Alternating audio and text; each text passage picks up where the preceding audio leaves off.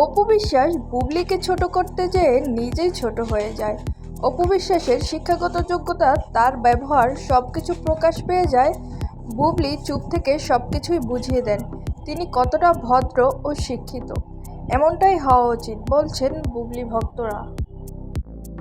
যেতে পারি। আমার বেশ কয়েকটা প্ল্যানিং আছে, যেমন আমি হয়তো বা কথা হয়ে গেছে, আমি ওইভাবে এখনও ফ্ল্যাশ আউট করতে চাচ্ছি না। ওয়েব ফিল্ম আছে, সিনেমা আছে, অ্যান্ড ব্র্যান্ড অ্যাম্বাসাডর হচ্ছি, আর বড়গুলো বা ওপেনিং। অপু বিশ্বাসের ছেলে জয়ের থেকে বুবলির ছেলে বীর অনেক স্মার্ট এবং জয়ের থেকে বীর অনেক মেধাবী। বুবলি বীরকে অনেক সুন্দরভাবে গড়ে তুলেছেন বলছেন ভক্তরা। তাই তো বীর এত ভদ্র স্বভাবের হয়েছে।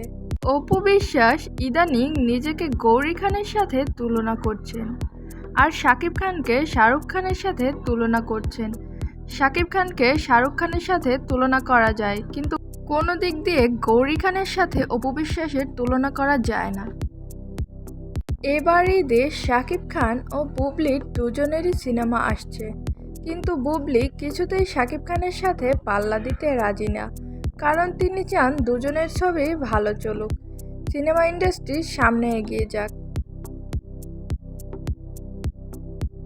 অপু বিশ্বাসের সাথে সিফাত নুসরাতের সম্পর্ক কতদিন টিকে থাকে, এটাই দেখার অপেক্ষায় আছেন নেটিজনরা। আবারও ফেসবুকে লড়াই অপু বুবলির। সন্তানকে নিয়ে বুবলির পোস্ট দেয়ায় অপু বলেন আদিক্ষেতা, আর এটা নিয়েই ফেসবুকে লড়াই চলছে।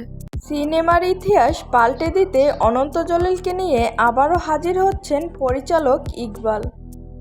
যতই আফরান নিশোর সিনেমা আসুক না কেন, শাকিব খান সবসময় এগিয়ে থাকবে, মেগাস্টার বলে কথা। আফরান নিশোর সিনেমার টিজার দেখে মনে হচ্ছে নাটক দেখছি, তাকে সিনেমার থেকে নাটকেই বেশি মানায় বলছেন সিনেমা প্রেমীরা।